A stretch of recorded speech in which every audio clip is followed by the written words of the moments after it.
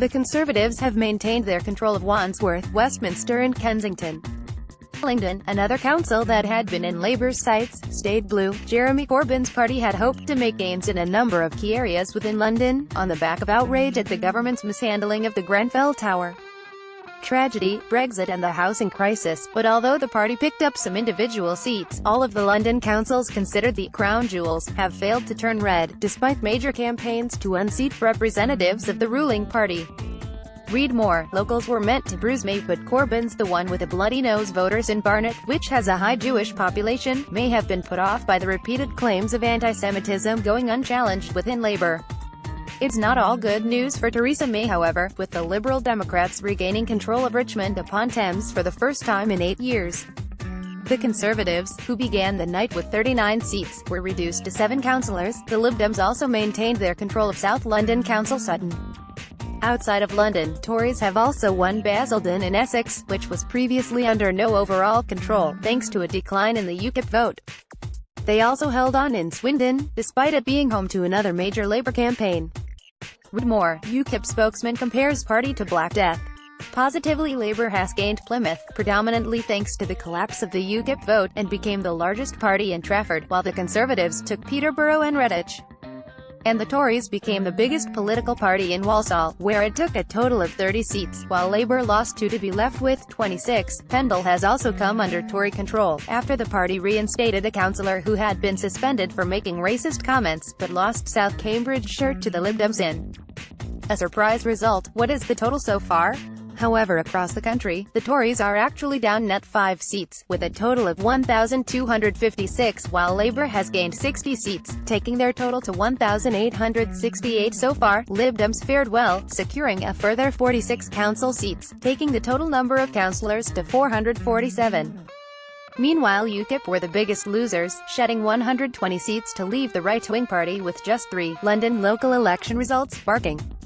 Labour hold Richmond, Lib Dem win Southwark, Labour hold Sutton, Lib Dem hold Waltham Forest, Labour hold Wandsworth, Conservatives hold Westminster. Conservatives hold reactions to the local election results. Visiting Wandsworth, Theresa May said, Labour thought they could take control. This was one of their top targets and they threw everything at it, but they failed, praising the success of the South London Council and others including Dudley, Walsall, Basildon and Peterborough. She added, but we won't take anything for granted.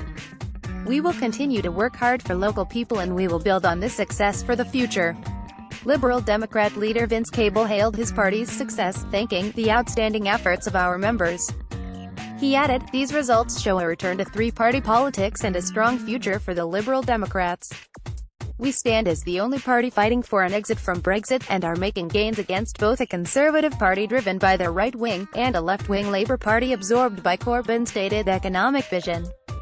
These elections represent an important step in our re-establishment as a political force. Corbyn attempted a positive spin, saying his party had achieved a solid set of results that consolidated and built on the advances we made at last year's general election. He added, in a sign of how worried they are about Labour's advance, the Tories talked up our chances to unrealistic levels, especially in London. The results show they're right to be worried. We came within a whisker of winning Wandsworth for the first time in over 40 years. The Labour Party is now well placed to fight and win the next general election, and form a government that will work for the many, not the few. But the leader of the Barnet Labour group, Barry Rawlings, did not make excuses for the result. He said, I am extremely grateful to all members of the Jewish community who cast votes for Labour yesterday. But too many didn't. It wasn't because they disagreed with our manifesto, but because they felt the Labour Party has failed to deal with anti-Semitism at a national level. I pledge that Barnet Labour will be a beacon to the rest of the Labour Party in tackling and defeating this anti-Semitism virus that has infected our party. For me, dealing with anti-Semitism, Islamophobia, and all forms of hate is not an electoral issue. Win or lose, it's a moral responsibility that defines who we are as a party. However, Ken Livingstone has not helped matters by raising Hitler again during an interview with Sky. Defending himself of ongoing accusations of anti-Semitism, the former London mayor said, if you go on Jerusalem's Holocaust Memorial website, one of the documents you can download is about the deal that the Zionists did with Hitler did with the Zionists in the 30s. Hitler wanted to get all the Jews out of Germany, and the Zionists wanted to move them all and create a Jewish state in Palestine.